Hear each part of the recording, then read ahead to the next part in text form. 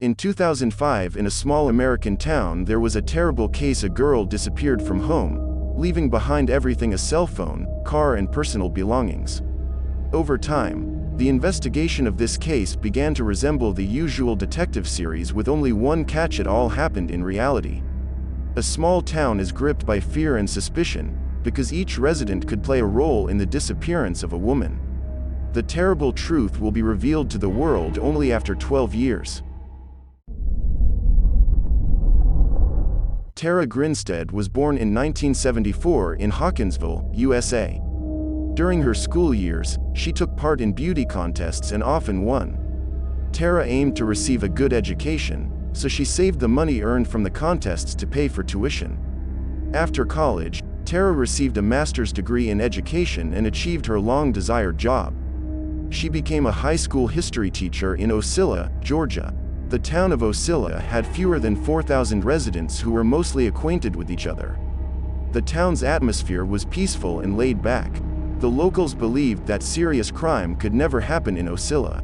Tara worked at Ocilla School for a while and had a great relationship with staff and students. She was friendly and always willing to assist. In October 2005, her pupils were getting ready for a local beauty pageant, and she provided invaluable help. As their instructor had often won prizes in similar events before, the girls were thrilled to have her support. On October 22, Tara assisted the students in finalizing their preparations for the pageant. Later, she went on a picnic with her school friends and arrived back home at 11 p.m. She parked her truck outside under an awning. Since then, Tara has not communicated with anyone. Her mother, who resides in a different city, was the most concerned, as her daughter typically answered the phone, but there has been no response this time. On Monday, October 24th, Tara didn't come to work, which caused a lot of worry. This was out of character for her, since she was very dedicated to her job. She would have let her superiors know if she needed time off. Tara's friends contacted Police Chief Billy Hancock to check if she was okay. At 10 a.m., he went to her home and assumed that her phone was dead and she was either sick or overslept. When he got to Tara's house, he saw her car where it usually was. The doors were open, but this didn't surprise Billy, because residents in small towns don't fret about theft. Billy then spotted an envelope containing $100 in cash on the dashboard. This was odd. How could a conscientious person like Tara leave money in a noticeable location? Billy knocked on the door, but nobody answered. So, he looked around the house. At first, everything seemed fine, with no signs of a struggle or forced entry.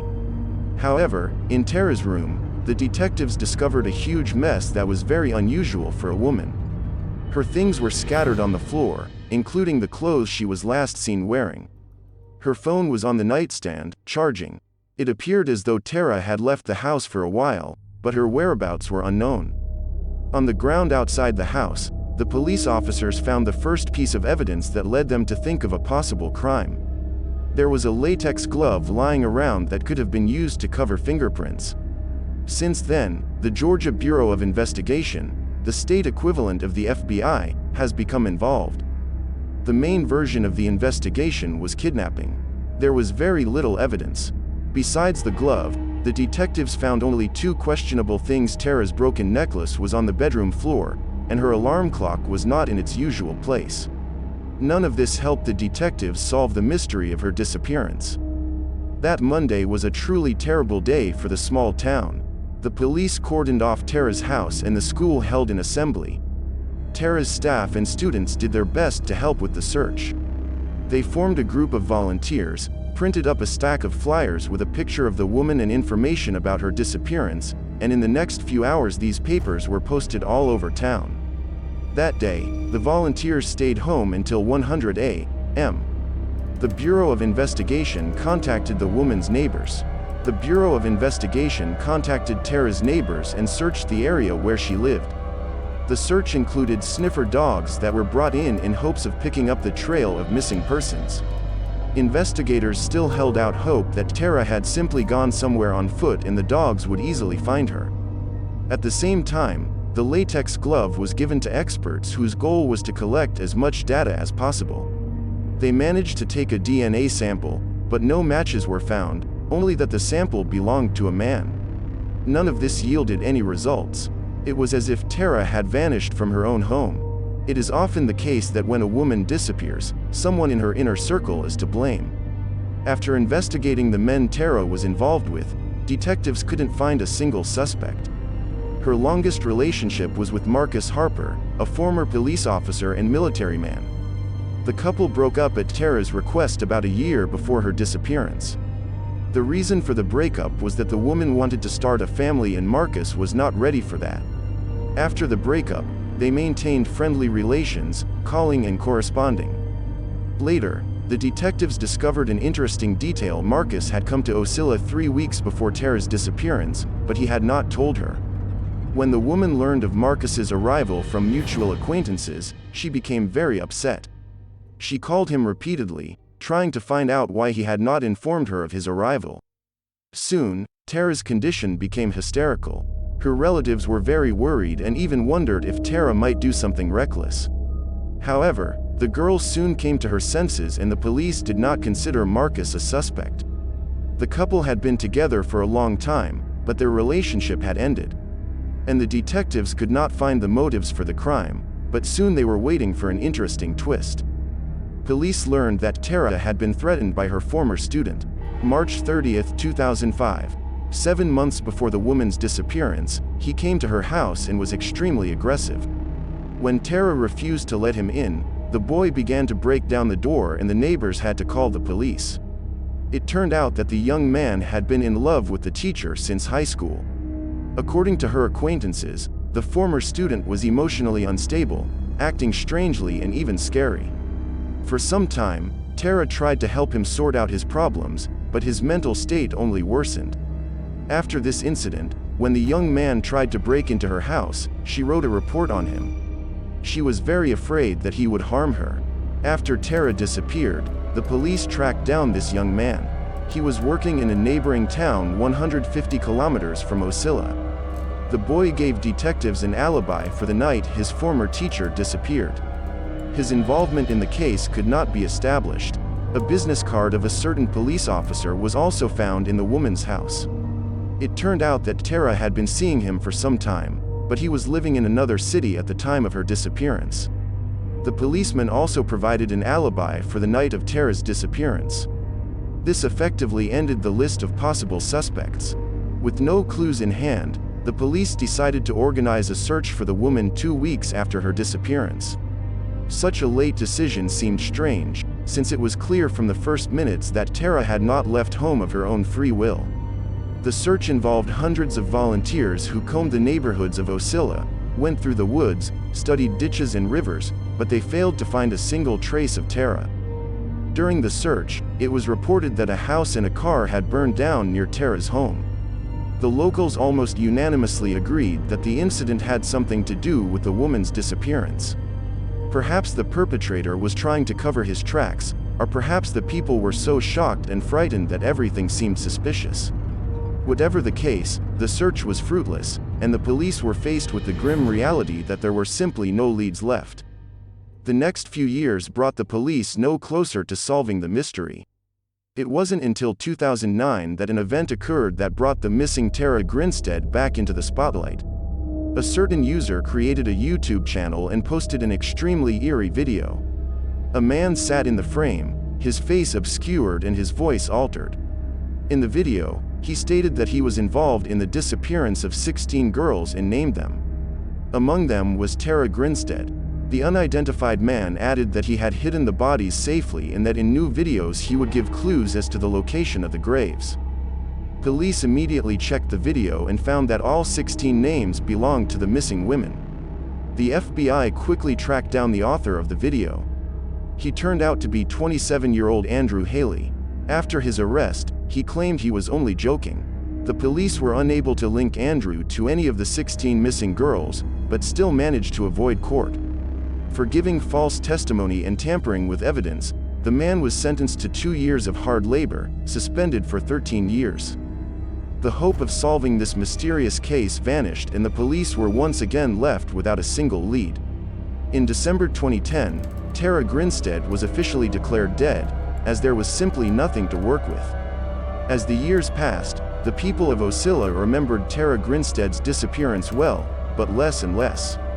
Conversations about Tara remained behind closed doors. The subject was rarely brought up in everyday life. The town had changed forever. Fear and suspicion permeated the locals for years to come. It wasn't until 2016 that something happened to get people talking about Tara again. Atlanta journalist Bain Lindsay created his own mystery podcast, and for the first episode, he tackled the case of Tara Grinstead. He and his colleague traveled to Ocilla, where he met with private investigator Maurice Godwin. Together, they began working the case from the ground up, literally. They had no access to police records, so their only source of information was the people of the town. At first, they could only communicate with Tara's friends and relatives. Outsiders avoided talking about the missing girl, but that didn't last long, and Lindsay's enthusiasm managed to revive interest in the case, and soon the people of Ocilla began to discuss it again. Lindsay and Maurice worked through all the possible leads. They considered 3 possible suspects: Tara's ex-boyfriends and the student who tried to break into her house. Along the way, they talked to anyone who might have useful information. They were so engrossed in the case that several times they thought the clue was literally one step away. One day, Lindsay received a phone call in which an unknown person offered to search the grounds of Tara's house for remains. The police did, and at one point they found bones. Experts quickly determined that the bones belonged to an animal. Despite the excitement and the new wave of interest in the case, no serious progress was made. Or rather, they failed to solve the case directly during the creation of the podcast. But it was this amateur investigation that was crucial to the long-awaited truth about Tara's disappearance. In early 2017, a Brooke Sheridan came to the police department. Her story shocked detectives who no longer believed the truth would ever come out. Brooke told investigators that her ex-boyfriend, Bo Dukes, once confessed to her that he had helped his friend dispose of Tara Grinstead's body. After learning of this, the girl repeatedly begged the man to confess, but he remained silent.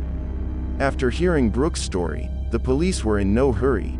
The detectives decided to play it safe and asked Brooke to wear a wire and go to Dukes to extract a confession. It worked. The man didn't deny his involvement, and the police had probable cause to arrest him. To their surprise, Dukes immediately cooperated with the investigation and confessed to everything. Late that night, he received a call from his friend and former classmate Ryan Duke. He asked to borrow a truck and to help him with something, after which he added, "I broke into Tara Grinstead's house to steal some money, but something didn't go according to plan and I killed her." According to Ryan's story, after a party with friends, he went for a drive. That's when he decided to break into someone's house and steal money, and his choice fell on Tara's house. He was under the influence of illegal substances at the time. After opening the door with a credit card, he entered the house and started looking for money. Tara spotted him and a struggle ensued, with only Ryan coming out alive. When Dukes arrived at Tara's house in a truck, they loaded the woman's body into it and drove her into the woods. The two then proceeded to dispose of the body over the course of several days. The story shocked the people of Ocilla. Dukes and Duke were never considered suspects because they simply had no motive. Nor were there any clues linking the two boys to the woman's disappearance. Despite his full confession, Bo Dukes did not testify against himself at trial. At the trial, he spoke to Tara's family, crying and apologizing for his actions. Dukes spent a long time in the military, was a veteran, and had many commendations, but the court sentenced him to 25 years in prison for helping to cover up the crime. As for Ryan Duke, his trial has dragged on to this day. This is largely due to the lawyers using various loopholes to delay the inevitable. There is no doubt that Ryan is going to prison. Now that the truth about this high-profile case has come out, her mother has confessed that all these years she secretly hoped for a miracle that her daughter would return to her alive. Unfortunately, reality proved to be cruel, senseless, and devoid of miracles. At least now the whole world knows exactly what happened in that small town in 2005. Share your opinion on this story in the comments.